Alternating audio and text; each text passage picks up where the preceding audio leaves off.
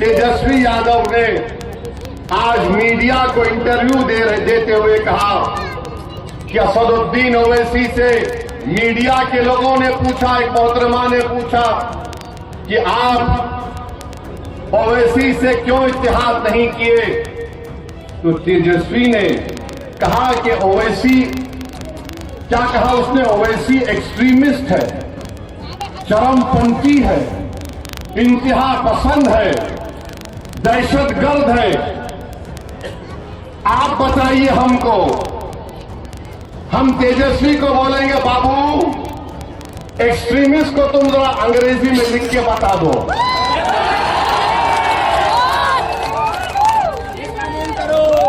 हमको एक्सट्रीमिस्ट बोलता है, नहीं सुनिए, हमको एक्सट्रीमिस्ट क्यों बोलता है?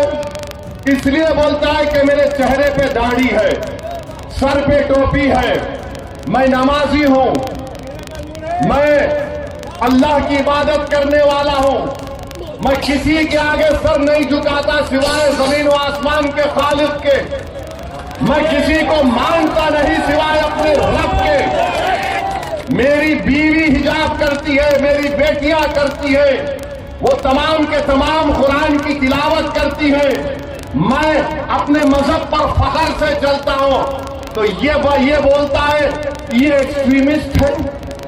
अगर ये एक्सट्रीमिस्ट है तो तेजस्वी सुन ले, कान को साफ करके सुन ले, मैं और मेरी औलाद सुबह क़यामत तक रहेगी तो हमेशा हम अल्लाह की इबादत करते थे, करते रहेंगे।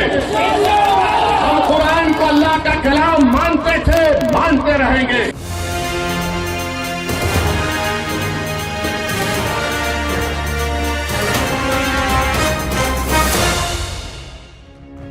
तेजस्वी तुम एक बात सुन लो, तुमने इज़हार अस्फी को छोड़ा, ना कोचा दामन ने इज़हार अस्फी को छोड़ा, ना ओवैसी ने इज़हार अस्फी को छोड़ा।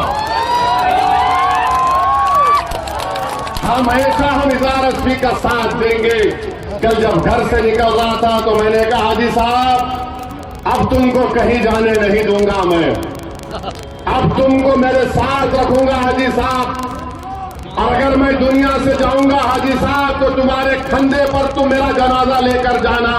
भैया ऐसा है, ओवैसी साहब मेरे मित्र हैं, लेकिन मेरा उनको सुझाव है बिना मांगा हुआ कि आप हैदराबाद संभालिए, हैदराबाद अपना किला बचाइए, बेकार सीमांचल में आकर और कंफ्यूजन पैदा मत कीजिए।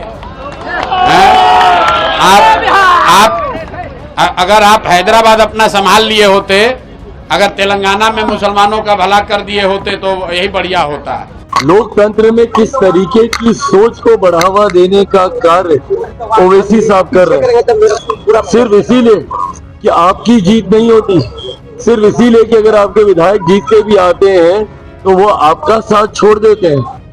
इस डर से आप मुसलमानों के बीच में कब तक भय की राजनीति करेंगे? और मैं एक बार फिर से मैं दोहराता हूँ, मुसलमानों के लिए मैं दोहराता हूँ कि भैया बहुत हो गया, डर की राजनीति से अपने आप को इस्तेमाल करने देना बहुत हो गया, निकली अब इन सारी चीजों से। कब तक डर डर के आप इसको नहीं है सत्ता में आए इसके लिए वोट करेंगे? अरे लाइए ना, जिसको आप सत्ता में लाना चाहते हैं उसके लिए वोट कीजिए और उसकी जवाबदेही तय कीजिए। बोलिए उसको कि भैया आज हमने तुमको चुन के भेजा है, हमारे लिए क्या कियो। अगर यही जवाबदेही तय की होती 15 सालों में जब राजद का शासन था, देश में जब लंबे समय तक कांग्रेस की सरकार थी, मुसलमानों ने अगर ये जवाबदेही तय की होती तो संभवतः आज इनके हालात ऐसे नहीं होते।